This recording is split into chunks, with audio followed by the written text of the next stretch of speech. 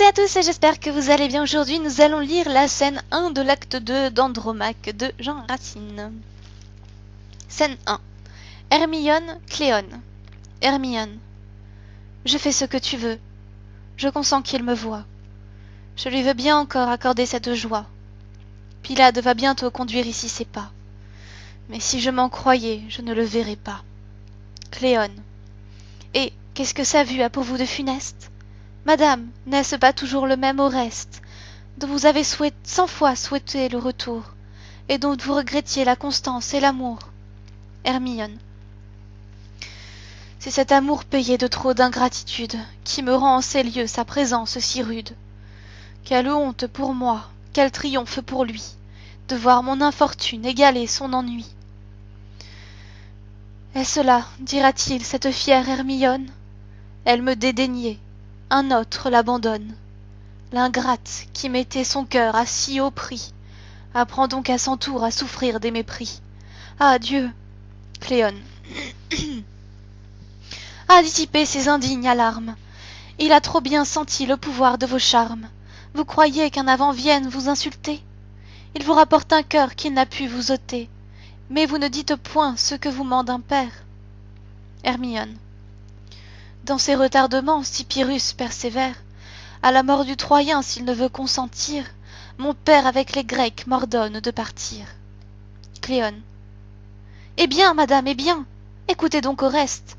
Pyrrhus a commencé, faites au moins le reste. Pour bien faire, il faudrait que vous le prévienssiez. Ne m'avez-vous pas dit que vous le haïssiez? Hermione. Si, je le hais, Cléone. Il y va de ma gloire, après tant de bonté dont il perd la mémoire. Lui qui me fut si cher et qui m'a pu trahir. Ah, je l'ai trop aimé, Ah, je l'ai trop aimé pour le point haïr. Cléone. Fuyez-le donc, madame. Et puisqu'on vous adore. Hermione. Ah, laisse à ma fureur le temps de croître encore. Contre mon ennemi, laisse-moi m'assurer. Cléone, avec horreur, je m'en veux séparer. Il n'y travaillera que trop bien, l'infidèle. Cléone. Quoi? Vous en attendez quelque injure nouvelle? Aimer une captive et l'aimer à vos yeux, tout cela n'a donc pu vous le rendre odieux?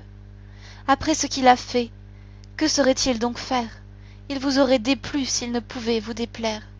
S'il pouvait vous déplaire. Hermione. Pourquoi veux-tu, cruelle, irriter mes ennuis? Je crains de me connaître en l'état où je suis. De tout ce que tu vois, tâche de ne rien croire. Crois que je n'aime plus, vante-moi ma victoire. Crois que dans son dépit mon cœur est endurci. Hélas, et s'il se peut, fais-le-moi croire aussi. Tu veux que je le fuie? Eh bien, rien ne m'arrête. Allons, n'envions plus son indigne conquête, que sur lui sa captive étende son pouvoir. Fuyons. Mais si l'ingrat rentrait dans son devoir, si la foi dans son cœur retrouvait quelque place, s'il venait à mes pieds me demander sa grâce, si sous mes lois, amour, tu pouvais l'engager, s'il voulait, mais l'ingrat ne veut que m'outrager. Demeurons toutefois pour troubler leur fortune. Prenons quelque plaisir à leur être importune. Ou le forçant de rompre un nœud si solennel, aux yeux de tous les Grecs, rendons-le criminel. J'ai déjà sur le fils attiré leur colère. Je veux qu'on vienne encore lui demander la mère. Rendons-lui les tourments qu'elle me fait souffrir, qu'elle le perde, ou bien qu'il la fasse périr. Cléone. Vous pensez que des dieux toujours ouverts aux larmes se plaisent à troubler le pouvoir de vos charmes, et qu'un cœur accablé de tant de déplaisirs de son persécuteur ait brigué les soupirs? Voyez si sa douleur en paraît soulagée. Pourquoi donc les chagrins où son âme est plongée? Contre un amant qui plaît, pourquoi tant de fierté? Hermione. Hélas, pour mon malheur, je l'ai trop écouté. Je n'ai point du silence affecté le mystère. Je croyais sans péril pouvoir être sincère, et sans armer mes yeux d'un moment de rigueur, je n'ai pour lui parler consulté que mon cœur. Et qui ne se serait comme moi déclaré sur la foi d'une amour si saintement juré? Me voyait-il de l'œil qu'il me voit aujourd'hui? Tu t'en souviens encore, tout conspirait pour lui. Ma famille vengée, et les Grecs dans la joie, nos vaisseaux tout chargés des dépouilles de Troie, les exploits de son père effacés par les siens, ces feux que je croyais plus ardents que les miens. Mon cœur, toi-même enfin de sa gloire ébloui, avant qu'il me trahît, Vous m'avez tous trahi.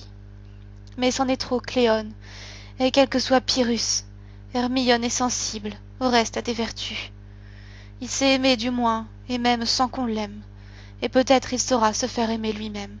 Allons, qu'il vienne enfin. Cléone, madame, le voici. Hermione, ah, je ne croyais pas qu'il fût si près d'ici. Nous lirons la scène 2 la prochaine fois. J'ai perdu mon quart de page. Passez une bonne semaine, à bientôt!